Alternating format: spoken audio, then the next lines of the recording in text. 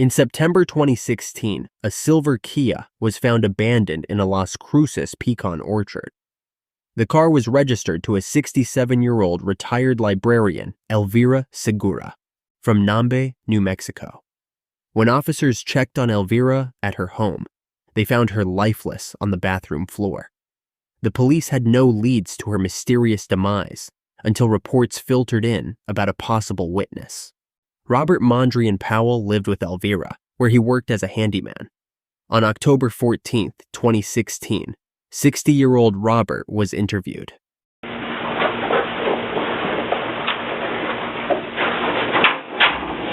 right. Appreciate you coming down and talking to us. Just so you know, this is voluntary. You're free to leave at any time. But I do appreciate you coming down and giving us this time, okay? Okay. Do you know what I want to talk to you about? No. Okay. How long did you live with Elvira Segura? 4 years and 1 month, almost exactly. Oh, wow, okay. So when did that start? Do you remember? I believe it was the second week of August, 2012. Okay. And how did you come across her? I knew her for quite a long time. Okay. So where'd you know her from? When I was the manager of a bookstore, she used to do business with us because she worked for the city library. Okay. So I knew her there and as a customer.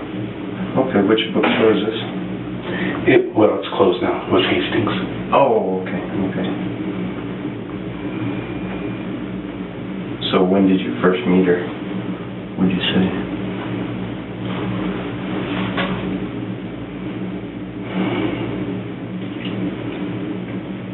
It had to be around 2001 when I started doing school and municipal accounts. Right around there. Didn't know her until better socially until about 5 years later, maybe. Okay. Okay.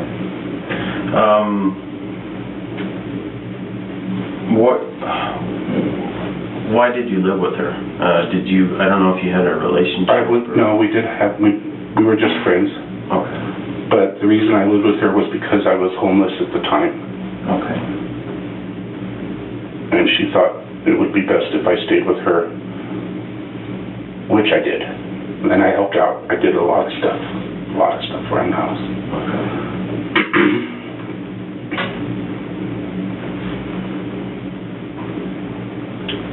And when did you live with her until?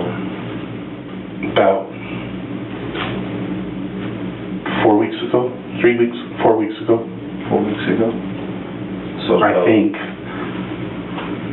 Yeah, sounds right. What is today? Today's October 14th. It might have been a little bit more. It's been more than a month. More than a month, okay.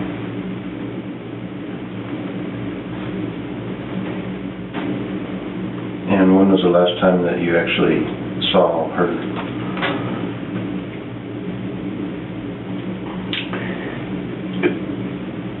It was a Tuesday evening, but I can't recall the date. Okay. It's been about a month and a half. It's been more than a month. It's been more than a month. On a Tuesday evening? Yeah.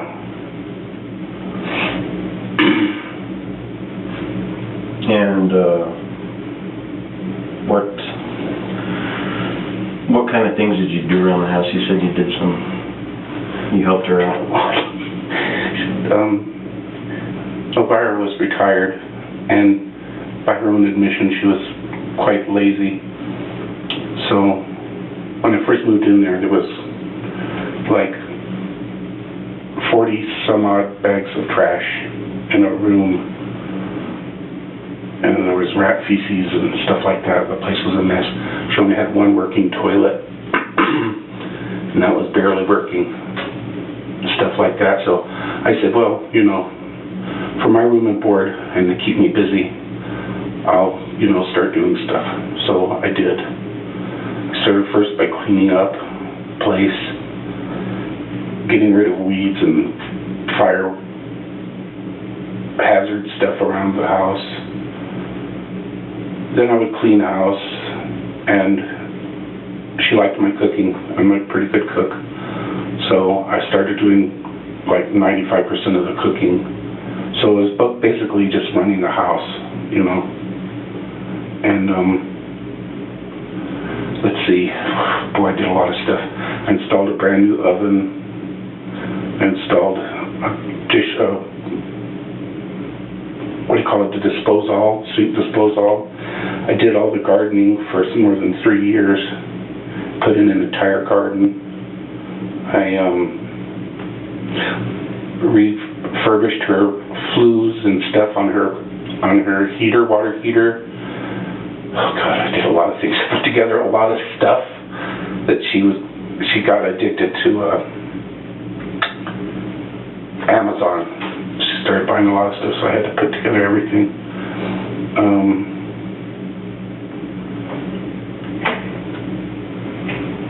Pretty much kept the house in pretty good order.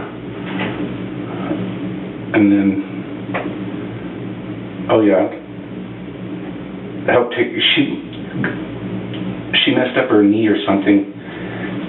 She was loath to go to the doctor to get things, you know, straightened out. So her knee was kind of bad, so that the dog had to be walked every day, you know, twice a day. So I did that, took care of the dog, and, you know, just generally keeping up everything. And then the other 2 toilets were not working in the bathrooms, in the bedroom bathrooms, and took those out. Finally had to call a plumber because the roots were growing up through the plumbing. So they came and they tore that out and then covered it up. So I retiled the bathroom floors, both of them, after they had, you know, torn everything out. And then I installed 2 new toilets as well. I refurbished, air conditioner hadn't been working for 5 years. She said it was broken, really wasn't, but she didn't know anything about it, so I refurbished the air conditioning. So for the last 2 years she had air conditioning. And just all sorts of little things, just tons of little things. You really fixed up her house, huh? Yeah, well, it wasn't exactly falling apart, but I mean, it just wasn't working for her. She'd had a rough time. She'd had a rough time for a long time, and then after she retired, she, I don't know, she met up with some guy. I don't remember his name, but he was Polish, Edward something, I think. Don't remember his last name. Nothing but consonants. But anyway, he was bad news for her, I guess, and strange. And then she was drinking a lot at one time, and she absolutely could not drink. If she started drinking, she would just get absolutely enraged at anything. The drop of a hat, she was very touchy about things.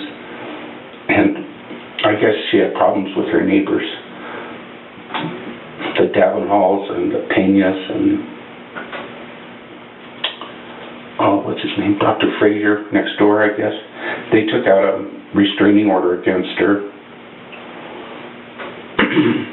I don't know how long that lasted or anything. I think it was still in effect when I moved in there, I'm pretty sure. But I don't know, I don't recall. But so she was just like livid with her neighbors for doing that to her. She just was kind of hard to get along with them. And Carl was making too much noise across the way. She would get up, run over there, and I tried to stop her. But she would get up and run over there and start yelling at him for making so much noise. And so she wasn't. But she did have one neighbor, Elvira Segura, down the road, who was a friend of hers. Oh. But she lived down the road. So, but just, you know, friends in passing. Yeah. Because they had lived there for quite a while. But, yeah, so anyway, this guy caused trouble, and finally he had to split because it was just too much hassle. And then Carl called the environmental department or code violations or whatever it is, because her septic system was malfunctioning. She needed a, what do you call it, a leach line, I think it is. And I told her, I said, well, I know how to put it in, but I said I can't do all that digging by myself. So she called somebody finally, but she ignored it. Now I know she got the warrant, or the, what do you call it, not the warrant, but the, whatever it is where you have to appear in court. I know she got it, but she said she didn't, and then so they called somebody to come and pick her up. She had to spend the night in jail, and she didn't like that much either. And so she finally, real quick, because I told her, I said, you got like 90 days to get this done or you're going to be in trouble. So real quick, she called somebody, and they came out and put out they dug the line, or they dug the hole, and I got the stuff, you know, the material to do it with, and I put most of it in. They did the connection, but I did most of that myself too. It wasn't hard, but I didn't have the equipment to dig the hole and stuff. So, but yeah, she had some problems with some people. She didn't really talk to too many people, really, and she got kind of bad where she would have problems talking on the phone. Like if she needed to call in a prescription or something, I usually had to call a prescription in for her. I used to work for a company that was a pharmaceutical company, so I knew how to do it. I'd call in her prescriptions for her. She'd get all, I don't know, just kind of freaked out sometimes on the telephone. And she just didn't really have any close friends. Every once in a while, somebody would call. Somebody, I can't remember her name, I think it was Gail. I've never met her, but was an old friend of hers and called. And she called 2 or 3 times, I think. And I said, this lady keeps calling you should call her and let her know like that you're still around and stuff. And so, but she never did. No, she just became kind of reclusive, I guess is the word. Oh. She didn't like to go to the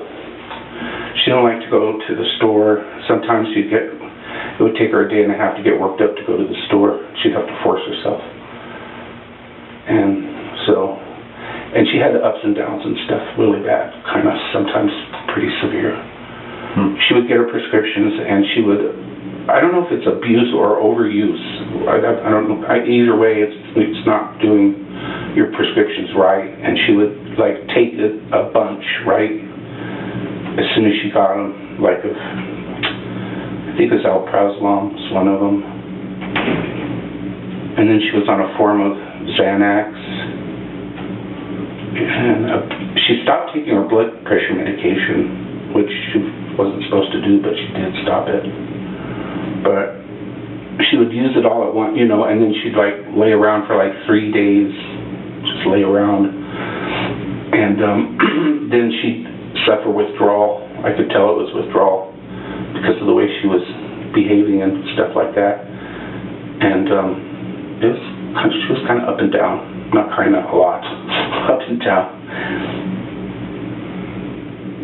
You said she didn't have a lot of friends.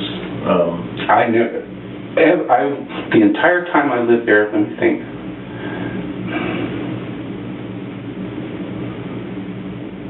There was one guy. He was a Native American that she knew that had stayed with her at one time. I'm sorry, I don't remember his name. I just met him the one time. And he stopped by to see her, but he hadn't seen her in like more than 2 years at least. And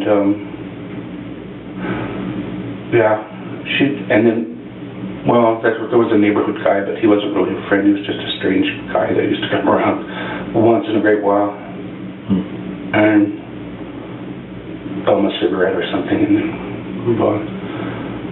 But this one guy is the only one. And then I did see Edward once too. Edward came there once. I don't think he was supposed to be there, but he showed up one night, I remember, for like a day. And he showed up the day before court date to figure out her septic system. And he went to court. I took her there, and we went to court. He went to court. After we got out of court and stuff, and they got into it. So I have no idea what it was about. It was just like explosive, screaming and yelling and blah, blah. It was really bad. So he jumped out of the car and just left. And that's the last I've seen of him. But he did show up that one time. I don't think he was supposed to be there, but he did. What would you consider you to Elvira? I was a good friend of hers. Yes. Okay. Would it be fair to say that she was mean? She was very mean. She was abusive. Was she abusive towards you? What is that? It's a scar from the last time that she hit me with a folding table. Okay. When was that? Just before I left. And what started that situation? I have no idea. You'd be reading or watching TV or sleeping. She seemed to come at you when you'd be sleeping. Did you have to defend yourself against her at that point? Well, she would just start going off. I do remember now why I got this was because her headphones on her computer stopped working, and she listened to audiobooks constantly. And she would sew and listen to audiobooks. And I said, well, let me check your headset. So I checked her headset. There was nothing wrong with the headset. It worked on other devices. And I fiddled with it, and I thought, well, the connection on the computer is shot, maybe. But then it would go in and out and in and out, and I was like, so I said, let me look up something. So I had a tablet, a little, tablet computer. So I went and looked up troubleshooting on her model and why it would or would not possibly work. And in the meantime, she said, well, I guess I'm going to have to buy a new computer. And I said, well, that's just silly to buy a new computer when this is a very minor problem that could probably the Geek Squad could fix for you. I said, I don't know why you'd want to spend that much money on a brand new computer unless you really wanted one. I said, that's just plain silly. Let me look this up. And I did. I looked it up, and evidently you can change what's called a driver on the computer. I'm not a computer nerd, but I understood what they were talking about. So I changed the driver to headset, which wasn't that difficult, and then put it in. It worked fine. And then, so I didn't know if there was any, at that moment I didn't know if anything was wrong. Then she got up and she went to her another easy chair, and she started to read, and she said, she goes, I really want something soothing. And I knew she liked tapioca, but the tapioca would take a long time to soak. So I said, well, I can make you some vanilla pudding real quick. It's no big deal. She said, yes, please. So I made her vanilla pudding. And I served it to her, and I took it to her. And there was no problem, really. I didn't sense any kind of a problem. And that afternoon, after I got through watering the garden, I was laying in bed, and I was like half asleep. And I believe I had the headphones and was listening to a political show. And I hear just a screeching noise, and I thought, what in the world? But I didn't pay too much attention because it was intermittent, kept coming and going. I thought, what? And so I sat up, and when I sat up, she came storming into the room. And she said something about, I can buy my own computer if I want to. And she was just yelling at the top of her lungs. And I said, well, yeah, okay, I'm sorry. I didn't mean to say you couldn't afford a computer or something. I said, that's really your business, but I'm sorry I made that comment. And then she went on, and she had this bad habit of not sticking to one thing. It was pretty erratic. You know what I mean? It would be from this side to this side and then And it was hard to make sense of it, so I would just sit there kind of like most of the time dumbfounded. And then she'd start name calling, and then she'd get in your face. She'd like to poke you with her finger, too. And she was pretty nasty that time. And then, so to tease her, I took the tablet, and I put it on video. I thought, well, maybe she'll calm down, and I was filming her in her rage, and she did not like that at all. I meant it as a joke. It was evidently she didn't like it, and she got really, and then so she left, and I thought, well, good, that's over, because she calmed down and there was no problem. So then later that evening, I don't know what time it was. I know it was after dark, and I was watching a YouTube video of some sort. I felt this poking on my back, and sometimes the dog would come and poke you with her nose, and I thought it was her, but it was her, and she said right away, oh, did I startle you? And she was like really, sarcastic and all this, oh God, she started going on and on about this, that, and the other, and just, I don't remember, to be honest with you, what all the raving was about, but it was all over the place. And then so I went to turn around to put the laptop, the tablet. It had a little case thing, and I went to put it down, and I pushed it aside to the side of the bed, and she grabbed it, and she had a habit of destroying her own property too, which is, she did that with, the second one wasn't her fault, but the first one was, she, if I was watching TV, and especially if because I had these wireless headphones, if I was watching TV, she would yank the TV with the wires and everything away, and she yanked it so hard that it fell down on the top of the console that it was on, and it cracked the screen just all to hell. And I was like, why are you destroying your own property? I just was like, couldn't believe it. She did that. Well, she took the tablet this time and then threw it across the room and just shattered it. One whole side was totally shattered. And I was like, oh, great. And then, so I wasn't going to respond to that if I could help it. And then she,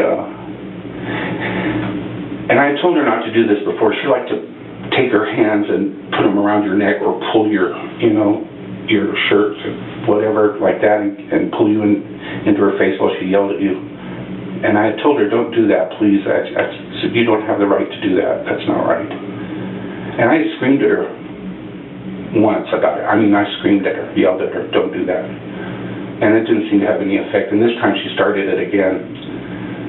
And I turned around and I rolled up kind of like on my side.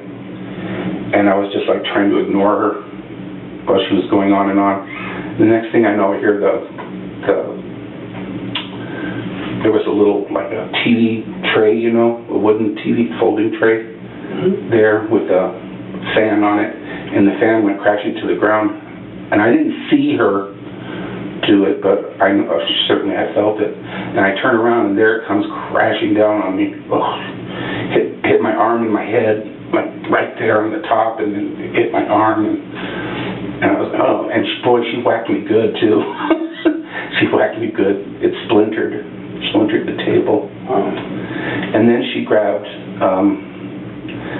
the TV remote, which was a great, kind of a big affair, a big thing like that lights up, and she threw that in the same direction which was towards the bathroom, that she threw the tablet. And but it bounced off of an easy chair that was there, and I don't think it hurt it. Well, and so that was that event.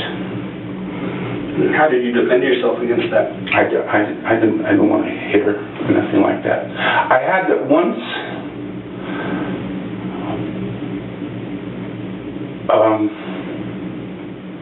Once I pushed her because she was right on top of me. I didn't push her like this, but I had my knee up, and she went into my knee, and I extended my knee, and she went backwards into the couch. But then she seemed to get like more excited. It was like she wanted to incite you to do something, and she would just get worse when you did something like that. It was like it was just getting. It was like night and day, because the thing about it is Elvira, a generous person, you know. She's a generous person. She's real generous, and you know, but it's like this, like yin and yang thing. I don't know how to describe it. It's like and then there was always attention to it too. And one time, I used to try to avoid her. What I would do is like totally remove myself, which really made her mad too when you did that. Once she was listening into a conversation that I was having on a cell phone, and I don't know where she got the idea that I was talking about her, but she got like real paranoid, and I referred to something as stupid, but I didn't say Elvira is stupid or anything like that. But she went into a rage and started yelling at me while I was on the phone to this person, and the person I was on the phone with was like, "What did you say?" And I said, "I don't know." I said, "But she's mad about something." I said, "I better hang up." So I did. But she went into the house and she didn't say anything more after that. I think she went like straight to bed. And I left my cell phone out on the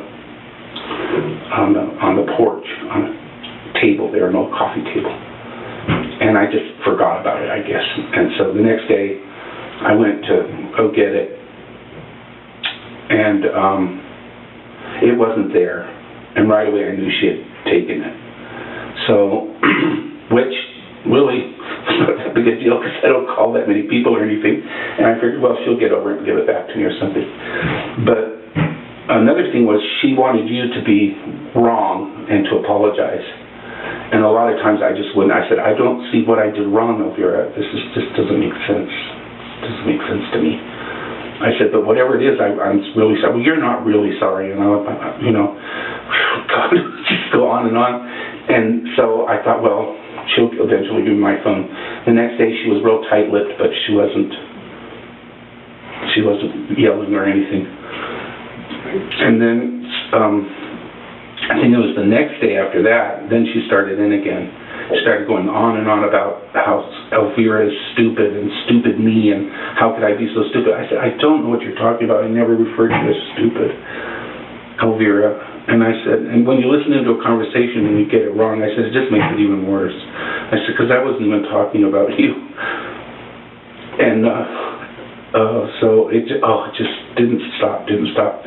So she started the physical stuff again, getting in your face and things, and that's the time when I yelled at her.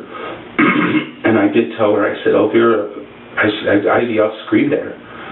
I said, "You have no right to touch me. Don't do that. Stop it."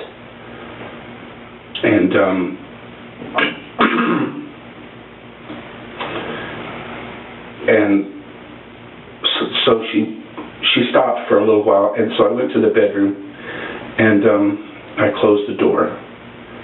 And when you close the door, it means, I'm not interested in dealing with it. So but she kept opening the door and turning off the overhead fan, which is very childish. And then she went into her bedroom where the electrical box is, the breaker box, and she turned off the electricity in the bedroom, which is also childish. So a lot of times, instead of just talking about something and saying, "Well, you hurt my feelings," or "I got the impression," she would just go off, and this was one of them. It was pretty bad. But, she didn't turn off the electricity in the bathroom. So but anyway, so she kept coming back and forth, and finally I said, "Elvira, enough." And so I closed the door, and it didn't have a lock on it, which it's a good thing it didn't have a lock, because that would have enraged her probably more. But anyway, I pulled the... You think she would have broken the door or something? That wouldn't have been hard, that's for sure. But she had slammed it. She had a penchant for slamming doors, which always just made me like lose it. I'd be so nervous because I can't stand that. But so what I did was I pulled a kind of a heavy desk, not too heavy. I pulled a heavy desk in front of the door because it opened in, so I could put the desk there. So I put the desk up there, and I put a chair against it, and so she couldn't really get in. She could jam it a little bit, but so she was screaming through the crack, and she got tired of that. So, and then she came later and started saying, "Do you want your phone?" Really sarcastic. And I said, Where is my phone, Elvira? I said, Elvira, that really does not belong to me. That belongs to SafeLink, which is the company that gives them out. And I said, so, that really does not, it's not my phone. I get to use it, but it's not really my phone. I said, so you really shouldn't be stealing stuff like that. And she wouldn't budge on giving it back, so I said, enough. So I kept the door closed, and she could push it open. And I think I stayed in the bedroom for, I want to say three days solid. Almost 3 days solid. And I went to bed, literally, and just slept. So you wouldn't go out to use the restroom? No, well, there was a restroom there. So in your bedroom? There's a restroom in the bedroom that I slept in. So, and I didn't watch TV. I might have listened to the radio, but several years ago I was diagnosed, well, twice I was diagnosed with PTSD. So my reaction when something like that happens that doesn't make sense is to just like go away from it. I just don't want to get into it. I don't like to argue. I don't like to fight. I had enough of that when I was a kid. So I've been trying to avoid it all of my adult life. So. Well, as mean as you sound, nobody would blame you for defending yourself. Yeah, but you're not supposed to do that. No, but sometimes it happens, right? Well, it's a case of he said, she said, and stuff like that, I know. And, well, eventually she got mad, and she called I don't know who it was, state police or the sheriff, I don't remember who it was, but a very nice, smart law officer showed up, and separated us because she kept coming in and screaming. And I said, she's just been this way, and I said, I just didn't want to have to deal with it. So I shut myself up in here. And I said, and I know it makes her mad, but I said, it doesn't seem very rational. So is that why you left? This happened once before. This was another incident. No, it was not because of that. But why don't you tell us why you left? Anyway, anyway, the police officer finally talked her into giving me back the telephone, and he told us we need to sit down and talk, and so I did. And she got real dramatic, and something had happened to her car. She got in her car, and she left the keys on, and the battery was dead. And she said, you sabotaged my car. And I said, no, Elvira, you left the keys in the car on, and now your battery is dead. He said, I didn't sabotage your car. So I called a neighbor, and she came over, and we put the boosters on it and fixed it up and stuff like that. And she got on the phone, and she was calling her son, and saying she was going to kick me out, and this, that, and the other, and blah, blah, blah, and that I called her stupid and things like that. And he calmed her down and told her, he said, no, well, you're really going to cut your own throat by doing that, because, he's the best person that you've ever had stay at your house, which was nice to hear. Yeah. Because he did recognize that. So right before you left, you had a yard sale? Yeah. Can you tell me about that? Yeah, she had some stuff that she wanted to get rid of, and she had kept ordering these things. We needed some of them, and I'd used them, and I was glad to get them, but she wanted a cordless drill, so she ordered a Makita, but it wasn't cordless. She didn't pay attention when she ordered things. a lot of times I'd say, Elvira, let me look at it first if you don't mind, so that we don't. And she hated to send them back because it was a pain in the butt. So it wasn't what she wanted. So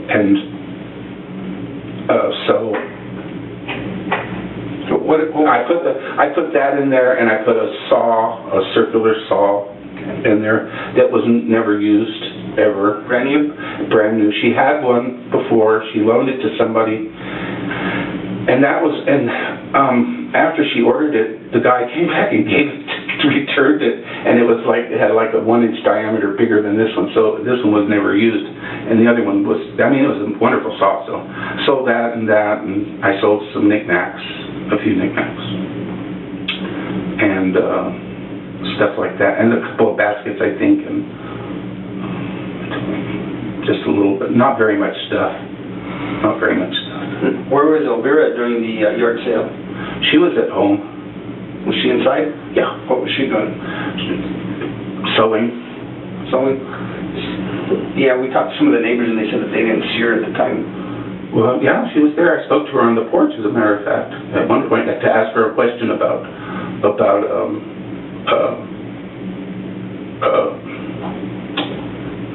a tray, a folding tray.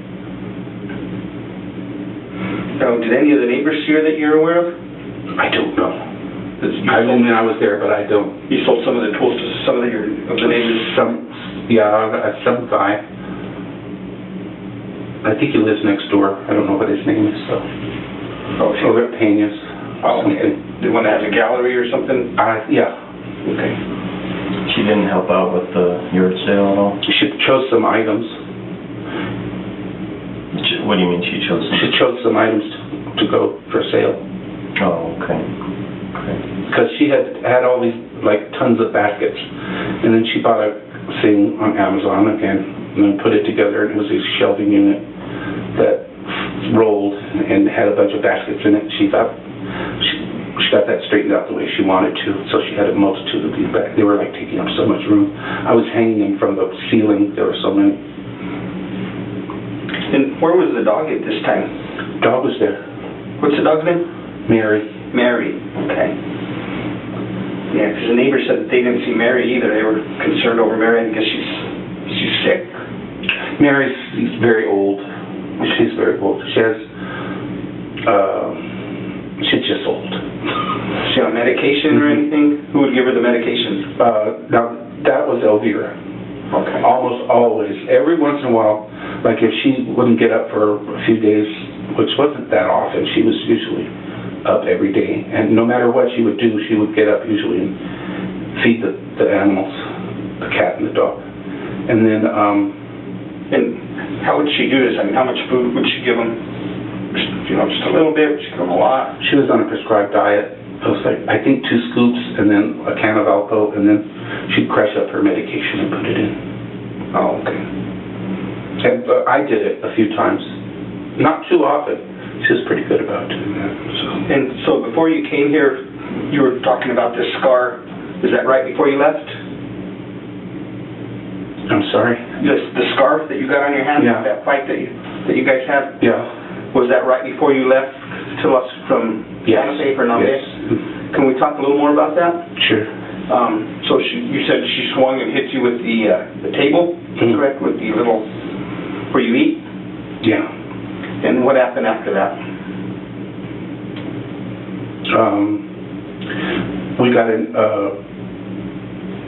We had words right after she hit me with that, on that particular, the last time. And,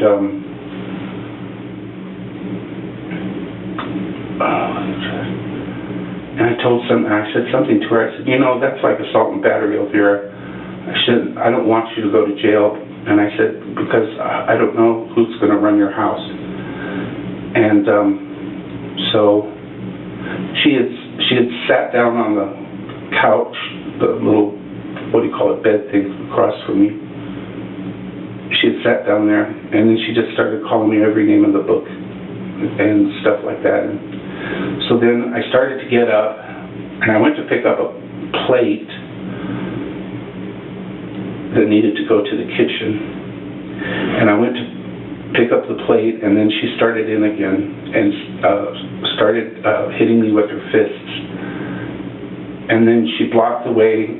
She ran in front of me to the door, to the bedroom door, blocked the way, and then started taking swings at me, which she's not very good at doing. And so I got enraged, and I pushed her back towards the center of the room to get her out of the way. I don't know if I grabbed her like this and moved her, and I said, Elvira, get out of the way. And I moved her, and at one point she went down on the floor, and we got into it, and I hit her. I hit her head, or she hit her arm when she fell, and it did not sound good. It sounded like it hurt her. And also, I went to tell her, get up, Elvira, just get up. You need to leave the room. And she was having trouble getting up in this and the other, but she was just still cursing me. And I lost it. And I pushed her back down onto the floor, and I hit her head several times, I know, on the floor, which was a brick floor. Do you try to stop her from talking at any time, to put your hand over her mouth, or no, I didn't put your hands on her neck? No, I didn't do that. No, but I did hit her. Okay. And what happened after that? And then I was just so angry, just absolutely angry. And I said, you need to go. I said, you're bleeding over here. You need to go to your bathroom, and you need to clean up. And she seemed a little bit stunned, but she was still just really absolutely livid, screaming and yelling at me and everything else. And so I told her, I said, now I've done it. I said, I'm going to go to jail because you made me lose my temper. And I said something like, I really don't want to go to jail over something like this. Elvira, this is ridiculous. And I was mad, but measured. I wasn't screaming or yelling or anything like that. But but she wouldn't give up on it. She wouldn't stop. How did you get her to stop? She followed me into the bedroom, and I went and I reached in under the cushion in the, what do you call it, the folding bed, the day bed, the futon bed. And I pulled out a gun, and when she went back to her bathroom, I pointed it at her, and I told her, you need to really relax and calm down. I said, this is enough, this is over. And I kind of lost I don't really remember. I remember saying, this is enough, it's over. I don't remember, and I was talking at her, but I can't remember everything I said, to be honest with you. And so at one point she reached down and got it. She had thrown a bunch of stuff that was on a folding tray, not a folding tray, just a wire shelf. She kicked it, threw it all over the place, and went into the bedroom and everything. And she grabbed some sort of a mat. I do remember that. A shower mat or something. And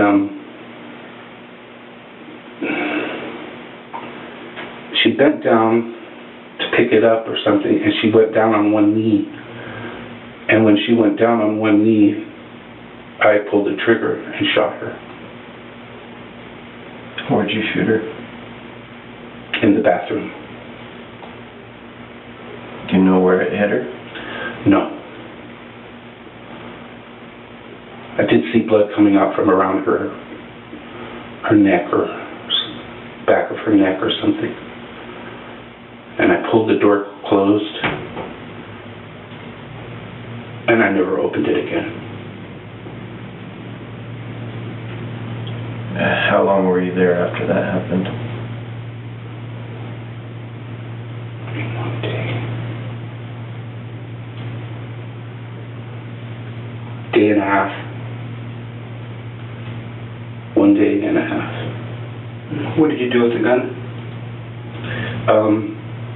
I put it on the bed in our bedroom. I didn't want to look at it. I was absolutely shocked. And you left it there? No.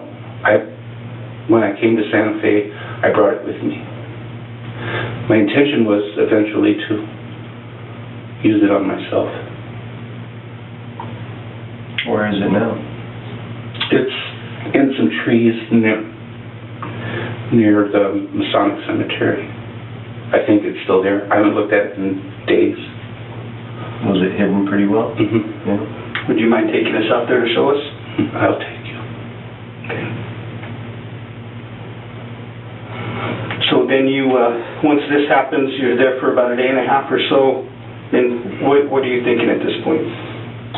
I was thinking that I was going to try and come to Santa Fe and, no, not Santa Fe, Las Cruces, and I decided, well, I'll just take the gun, but I didn't want to do it there. So, with what little bit of money I did have, I had enough for like a tank of gas and a half, something like that. I came to Las Cruces. Just drove straight down. And I was gonna, twice I came really close to pulling the trigger, but I didn't. What'd you do with her car? It's in a pecan grove.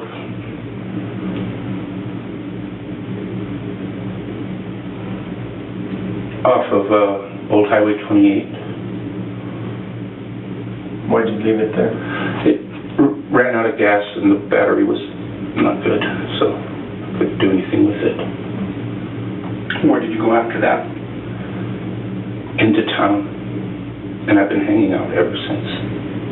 Okay. Where have you been staying? Here and there, just wherever I could. Been staying outside. Outside mostly? Always. Always. There's no shelters or anything in the assistance? I don't know. I didn't check. Okay. Do you have any questions? Recently I've come down with what I think is COPD, so I can't really walk that far without getting really tired and breathless and stuff, so it's amazing I was able to make it into town.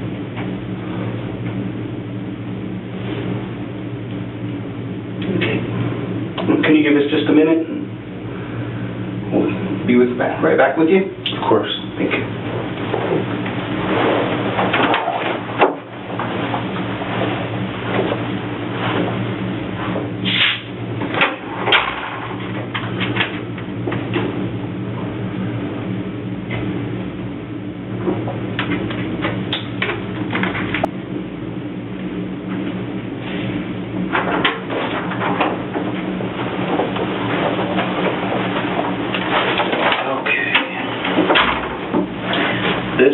This form here is advice of rights. Do you know how to read? Okay. So this just explains your rights to you from this point forward, and I'd just like you to read it over, and then we'll fill in this stuff if you agree to it.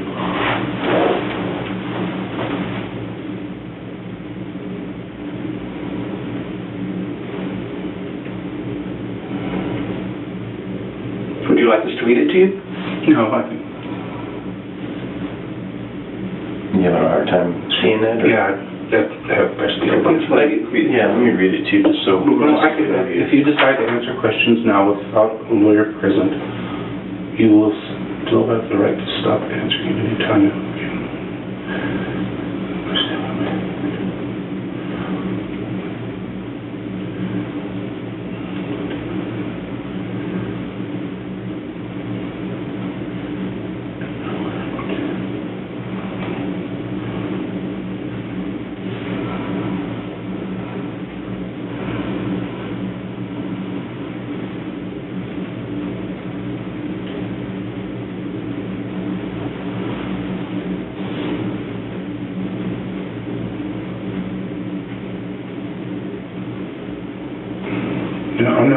sure what the waiver means.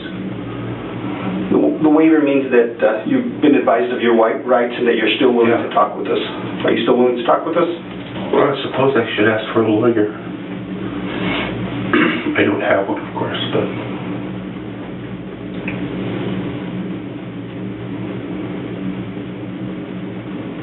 Oh, yeah, okay.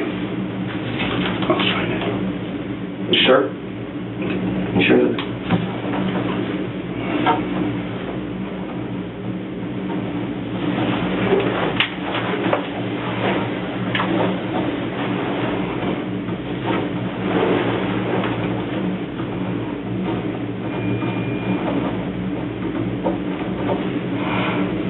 You're signing this of your own free will. We're not forcing you to do it. No. Okay.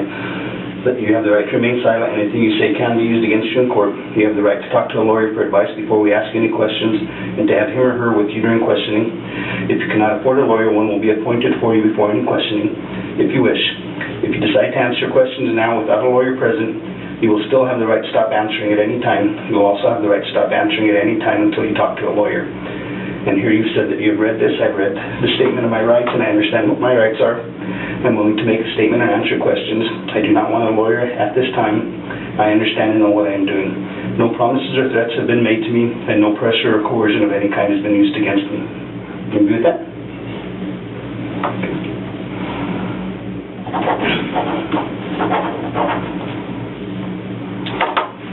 So the cemetery where you say the gun is hidden, is that here in Las Cruces or Santa Fe? It's here at Las Cruces. In Las Cruces, are you still willing to take us out there? Yes, I will. Thank you. I don't want to make it... What's that? I don't want to make it hard on anybody, really.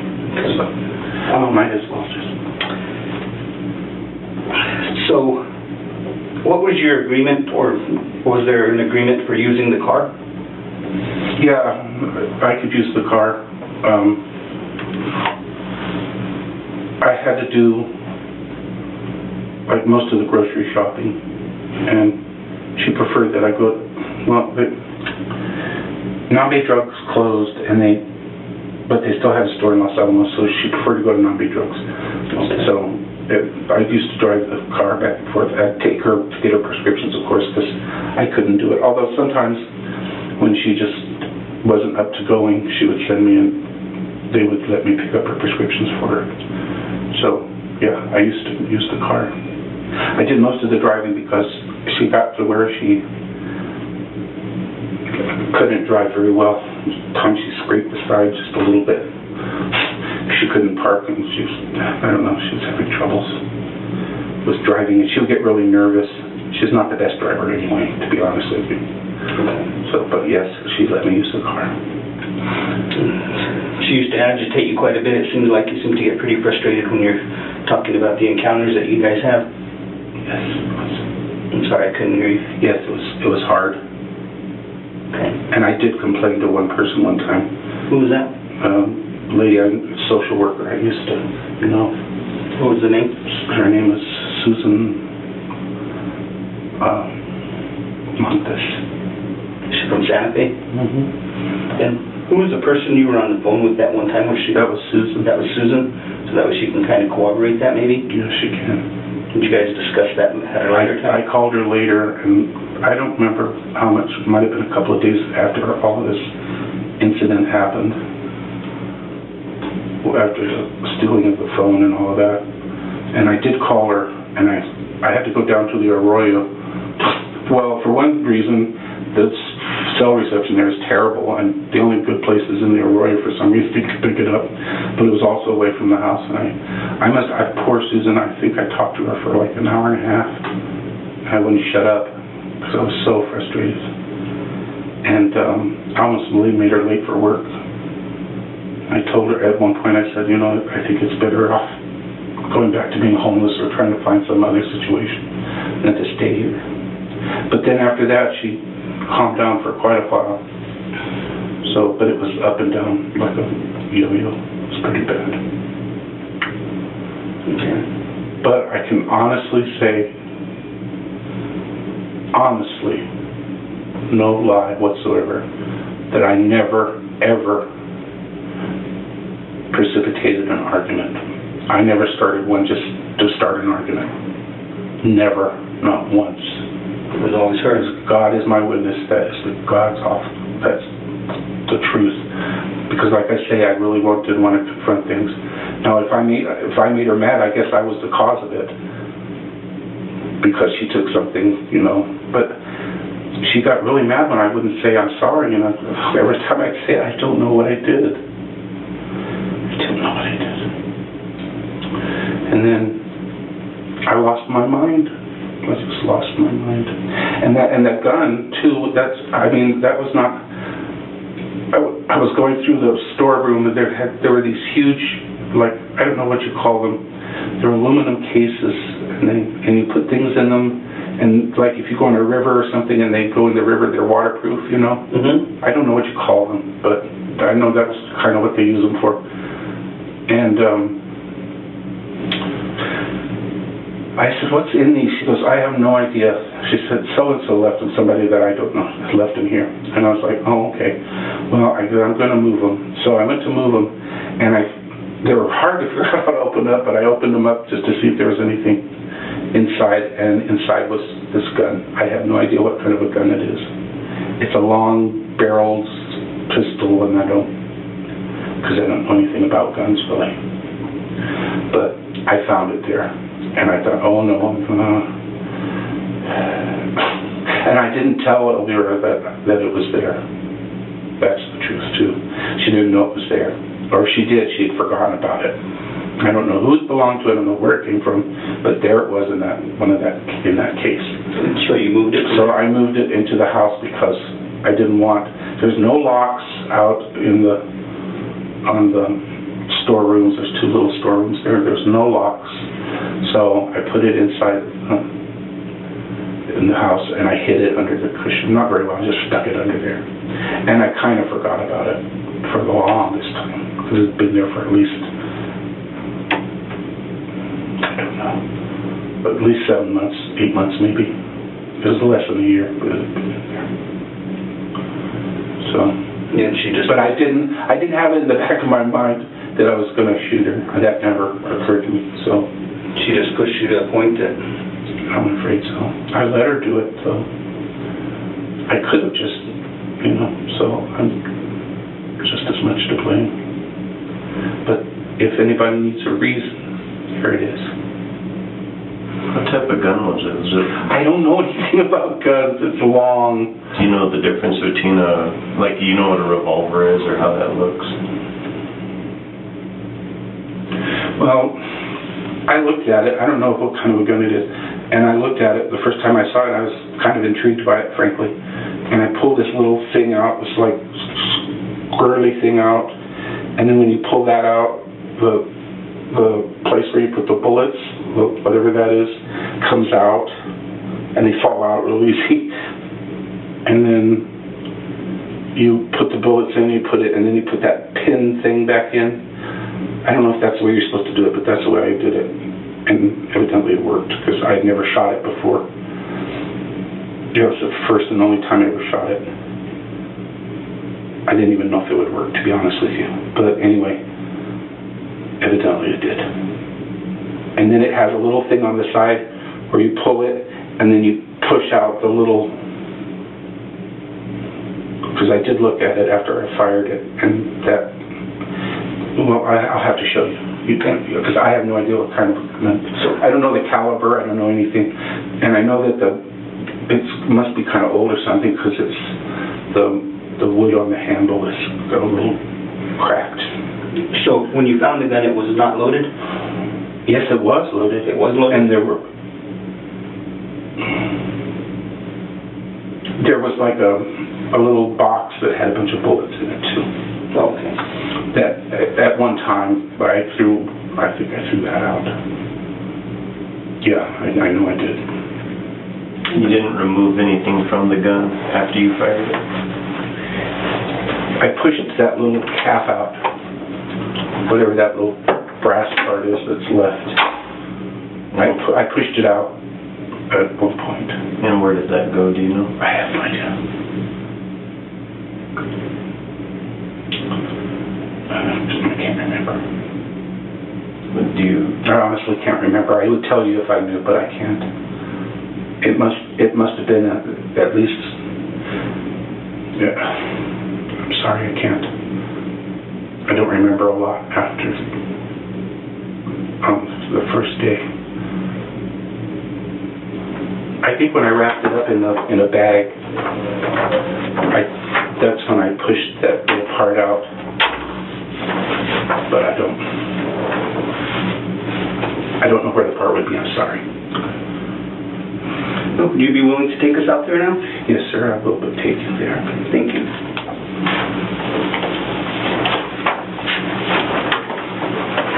You want to walk me through your soda and your candy with you?